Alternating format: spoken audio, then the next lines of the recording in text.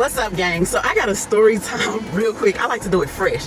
I like to do it as soon as it happens. So let me get to it. Okay, let me get to it. So I must be putting out a different vibration in the universe, and I'm okay with that. It must be like, that time. All right. So, okay, I was just in Aldi's and I was getting a few things, just a few. It was packed in Aldi's, like it was literally packed. And so I was like, my head started itching, because y'all know these quick weaves, you gotta bang yourself in the head because you can't mess up your quick weave trying to dig underneath the cap. So I was banging myself in the head like, and this old woman was like, "You okay?" And I was like, "Yeah, baby, this is underneath this wig. I can't get to the underneath the wig." You know what I'm saying? So this older Caucasian man was by the register holding some. I don't know if he's had ice cream yet, but he kind of chimed in like he said something, but I wasn't paying him no mind. So I went ahead and kept on shopping for the few other things I needed. So anyways, long story short, he came back up to me a few minutes later. He came directly to me and he was like, "I can buy this ice cream for you." He was like, "I get this for my friends all the time. I can buy it and give it to you outside."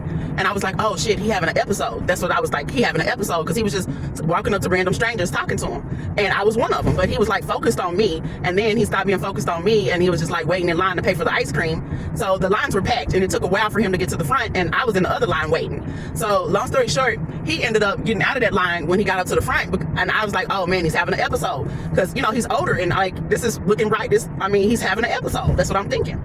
So I get up to the register and I talk to the manager. Aldi's, they know me in there, and I'm like, "You the manager?" And he's like, "Yeah." I'm like, "There's a man in here having an episode holding some ice cream, and he's walking around talking to people random, and I think that he's having an episode." And I'm very concerned. You know what I'm saying? It's been happening to certain people I know that I'm close to, because they get older and they start having episodes, like memory loss episodes. You know what I'm saying? So he was like listening to me, because I was just saying it in a very low key. So, want to keep people's privacy. You could tell I was in the nursing field, because HIPAA, right? Even though HIPAA don't got nothing to do with this. But I'm just all in the mix because I'm concerned, because I feel like I can't do that for my, my own, parent that's going through something like that. So I figure like I'm looking at him like, this could have been my daddy, and I'll make sure my daddy good. So even if we got to get the police over here and get social services over here to get him some help, because, this is like me helping my daddy, because he's like older like my dad. And, you just want to be there, especially if they don't have nobody there for them, especially if they have an episode. So I go put my groceries in the car, go back in the store, because I'm like, I'm fixed to make sure this man gets some help today. I find him helping this lady put milk in her cart, and I come up to her and I'm like, and he gonna go with you? He gonna go with you? And I'm like, "Yeah, he can come with me. Is he bothering you?" And so I said, "Come on, what's your name?" And he's like, "Michael." And I'm like, "Oh, you're so handsome." I take his hand like a nurse should, and I'm taking him to the front of the store. He's following me. So then I'm like, "How did you get up here, Michael?" I'm asking him questions. I'm calling the manager over there, because we about to make sure Michael good. So anyways, okay, there's a hook to this. Y'all gonna have to listen to this shit.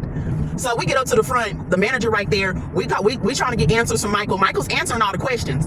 And, I'm telling them he's having an episode.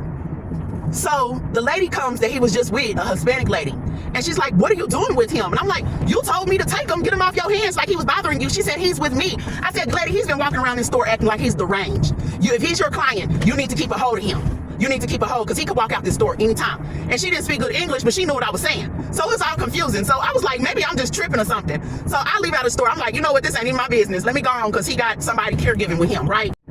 No. As soon as I get to my car, my groceries are already in the car. So I just hop in the car. I start it up. I'm about to leave. Michael appears right at my window, right here, right outside my window. And I roll down my window or whatever. It's hot as I don't know what. And Michael says, I said, "Michael, are you okay? You got away again?"